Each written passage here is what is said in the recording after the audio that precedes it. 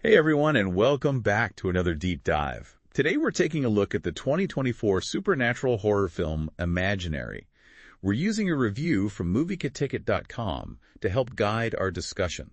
Seems interesting. Yeah, it does. So if you're even a little bit curious about Imaginary, but you aren't sure if you want to commit to watching it, you're in the right place. Let's dive in. All right, so right off the bat, the premise here is pretty intriguing. Definitely is. This film is about those childhood imaginary friends that we all remember or know about. Yep.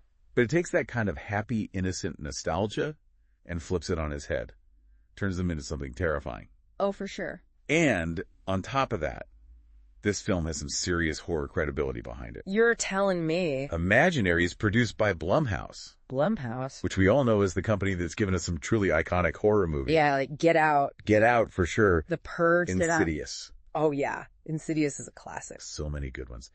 And as if Blumhouse wasn't enough, they've teamed up with Lionsgate to make this film. Yeah, so my expectations are pretty high going into this one. Mine too. So let's get into the story a bit.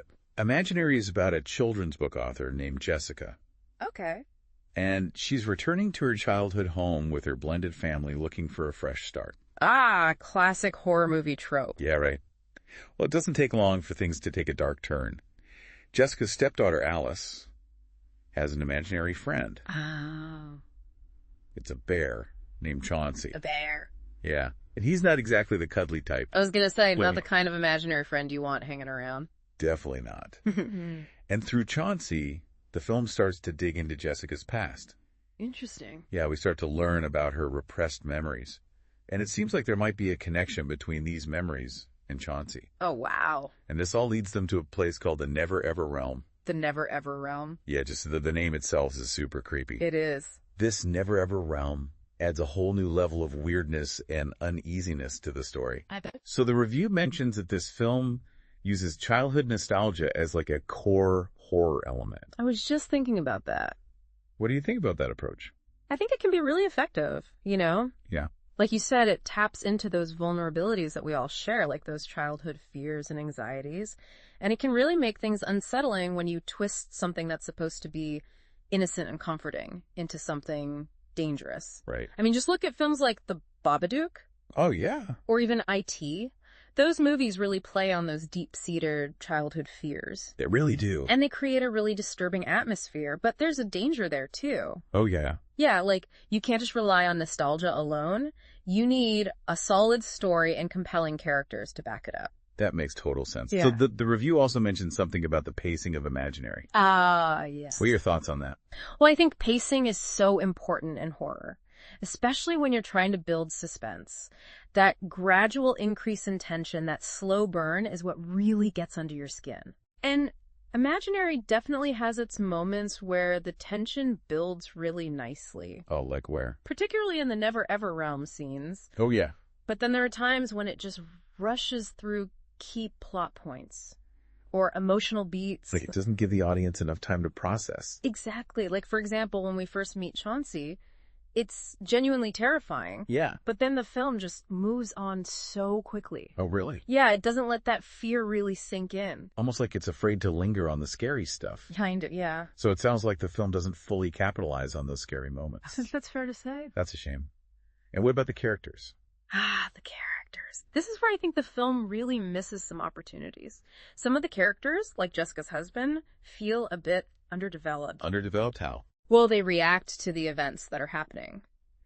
But we don't really get a sense of their own fears or anxieties. Like, how are they changing as the story unfolds? Like, imagine if we had a stronger character arc for him, showing how he's grappling with these supernatural events. It could have added a whole other layer to the film. Right. It's not just about jump scares. Nope. It's about connecting with the characters on an emotional level. Exactly. You want to feel invested in their journey. Now, the review did mention some good things, too. No, absolutely. Like DeWanda Wise as Jessica. Oh, yeah. She is fantastic. She truly captures the character's inner turmoil and her strength as she confronts her past and fights to protect her family. It's a really powerful performance. Yeah, the review really praised her performance. And I'm always happy to see more strong female leads in horror. Me too. So what about the younger actresses?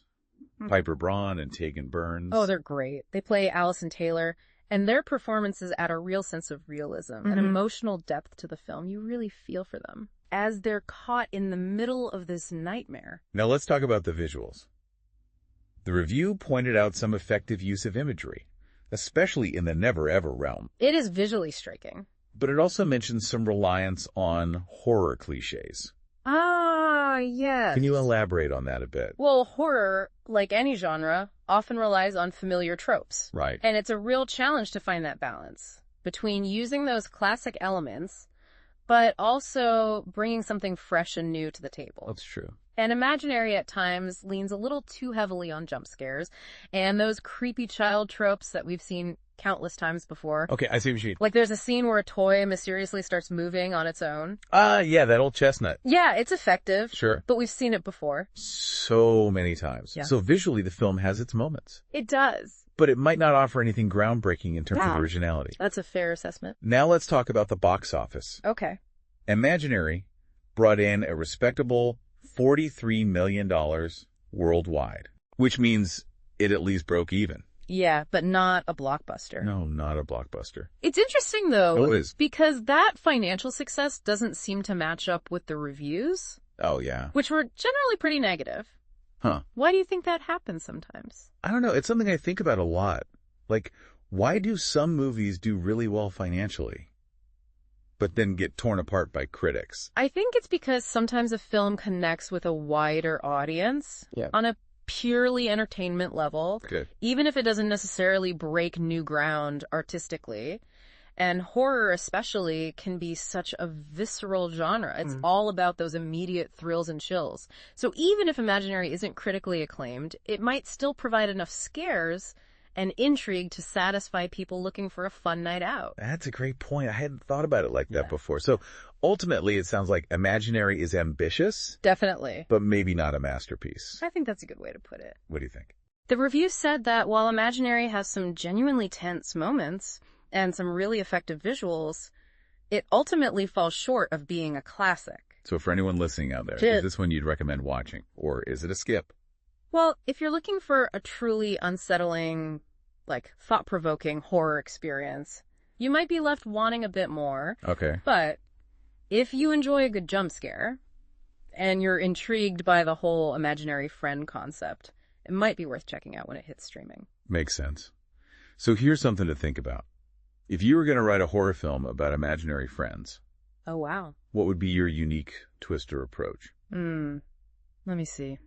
I think I'd explore the idea that imaginary friends represent more than just our childhood fears, Right. but also our deepest desires, and maybe even untapped potential. Ooh, that's getting creepy just thinking about it.